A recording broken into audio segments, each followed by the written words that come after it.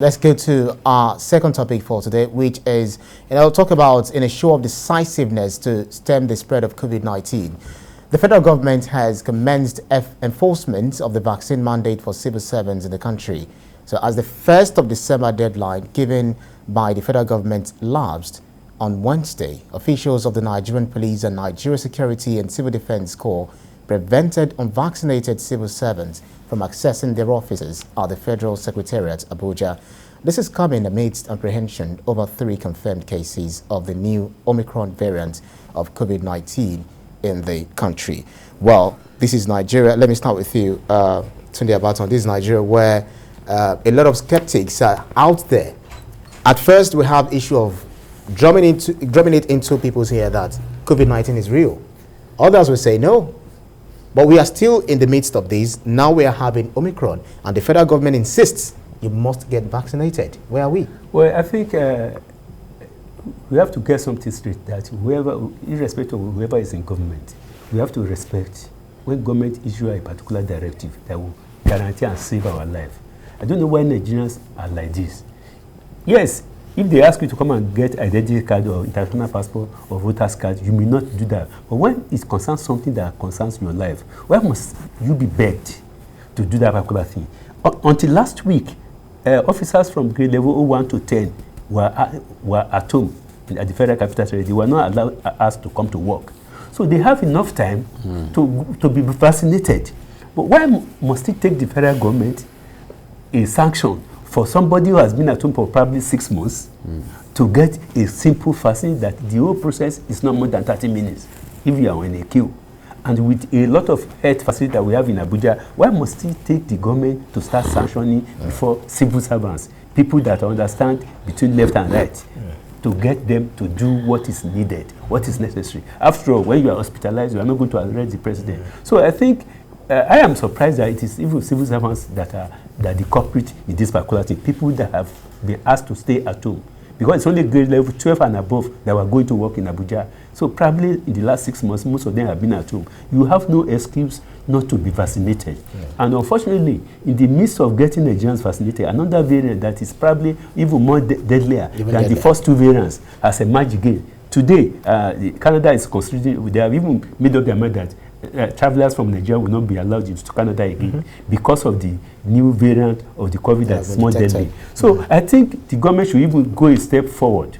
All civil servants that refuse to be vaccinated or that refuse to get their vaccination, when they resume, they should be penalized for flouting government order because they have enough time staying at home to do this thing that is so simple. So why must Nigerians find it difficult to do things that will help themselves? That's a question that... Why must Nigerians find it difficult to obey simple things that will help them? BK, well, the vaccine, we are still looking at the efficacy. We have Moderna, we have Pfizer, etc., etc.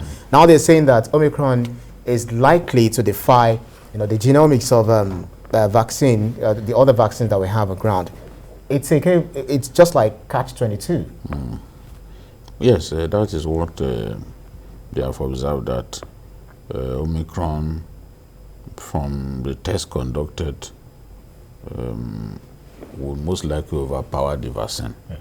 So that is why you see countries like Canada that had opened up the economy are now shutting their doors to people from countries where they know that Omicron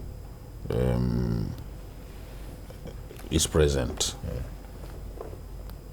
Look at a country like Portugal. More than 77 cases already of Omicron.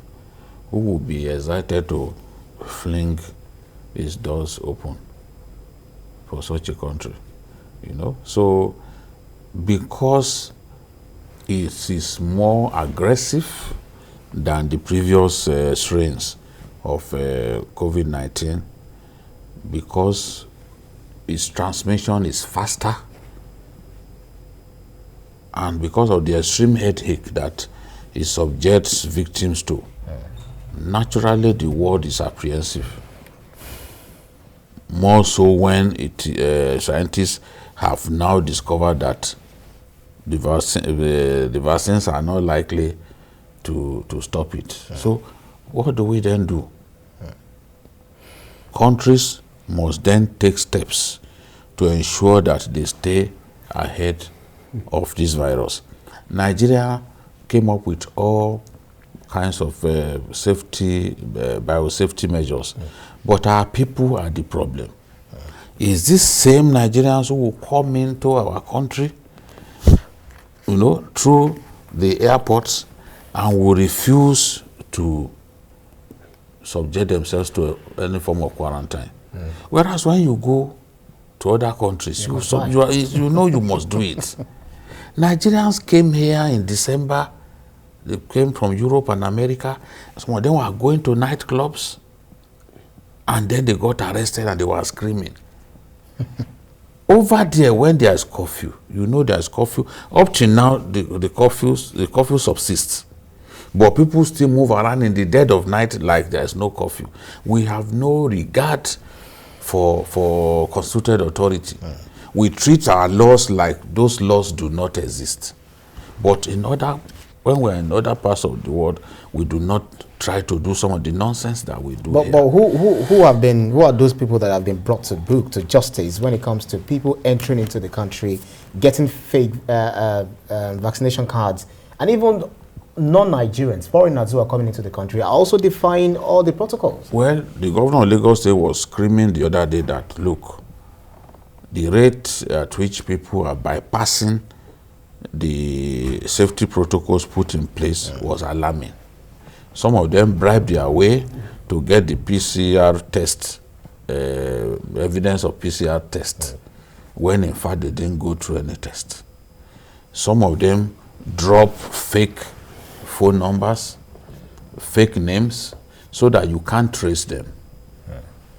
You can't trace them, therefore you can't monitor them to be sure that the quarantine that they are supposed to do is taking place. So that is a problem on its own. And I can understand why a country like Canada will say, no, Nigerians, don't come in. It's not as if many cases of Omicron had been discovered. It's just 3. But they know that our system is loose. Too porous. Yes. They know that we are so wide open, we are porous, that they can't be sure that even when people say that they have subjected themselves to test here, it may not actually have happened. That's why they are saying, no, don't come at this time. I have a friend whose son needed to go back to school in Canada, and suddenly this thing happened this week, and so the boy is stuck here. And he said if he ever had the chance to go back again, he will not come back home. Come to Nigeria.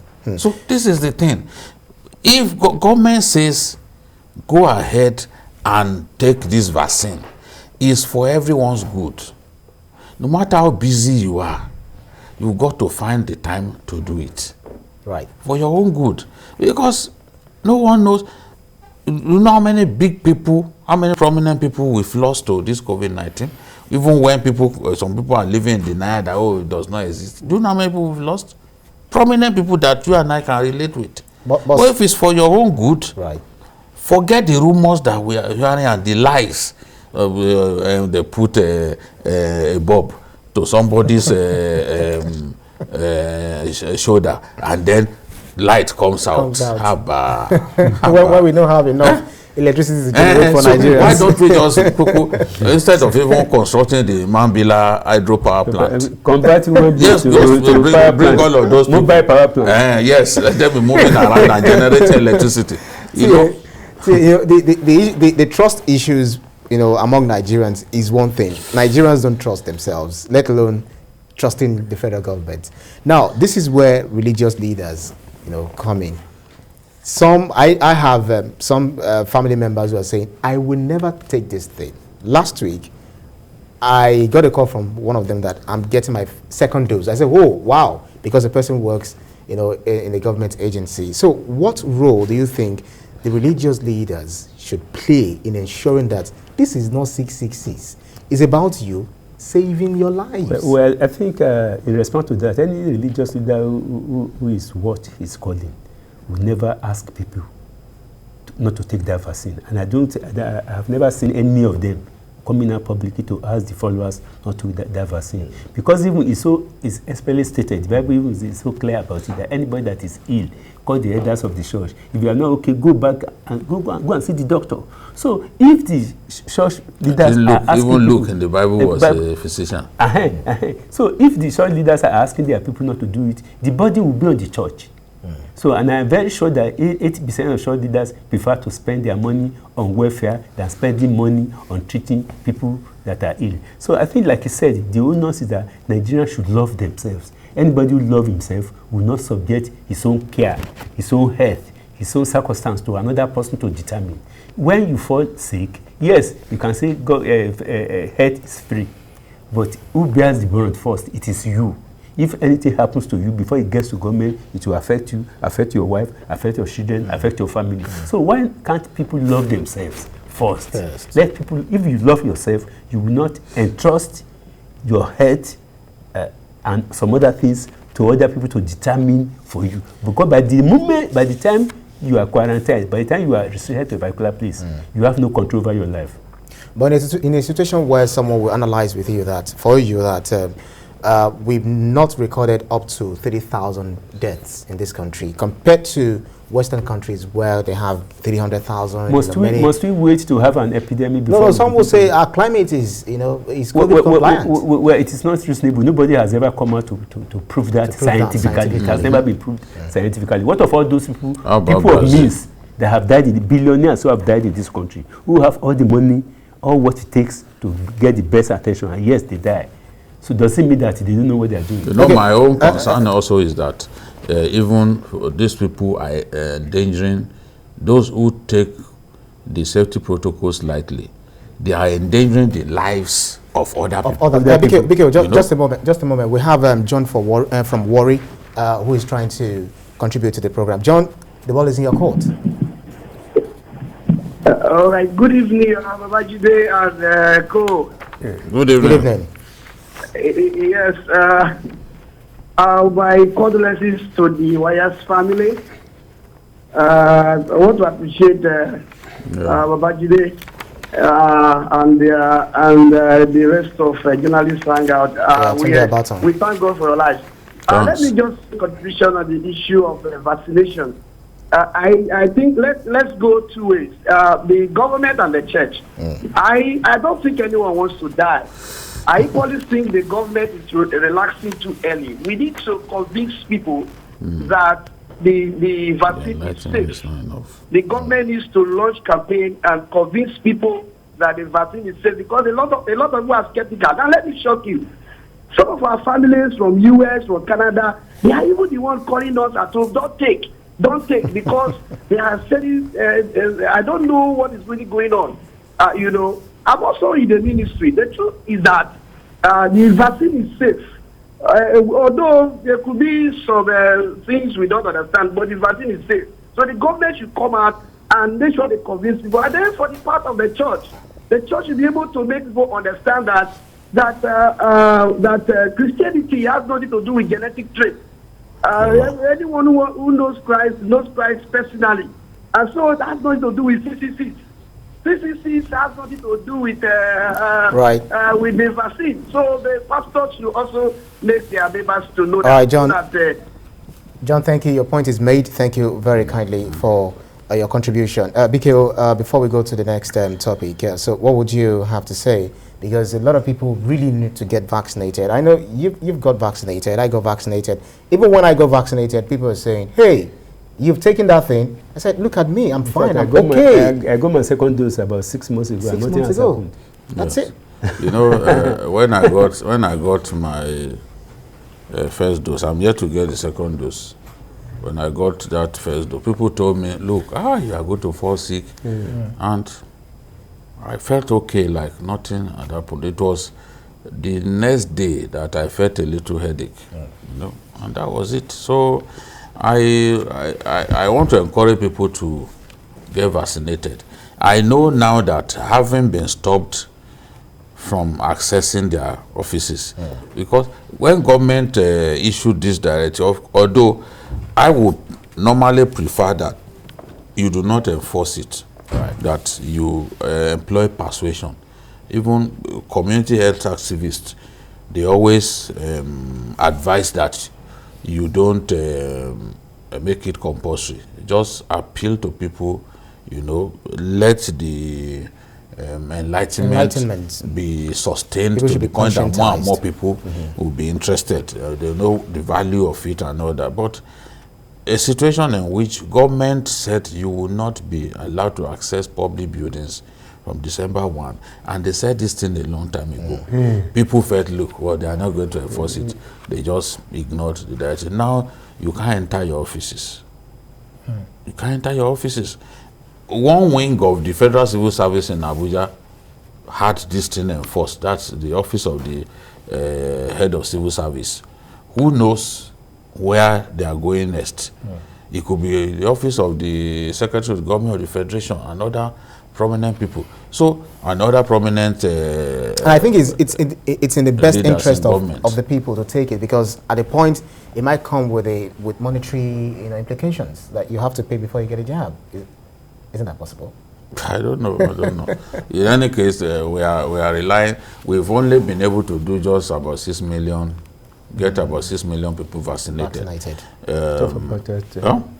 Which is 200 million. In the country, 100 million. Because I don't agree that we're up to 200 million. But it's still very low. Let's be we need to buckle up and get more people vaccinated. Some countries have achieved more than 60% vaccination of their population. Yep. So we need to do much better. Right, be careful.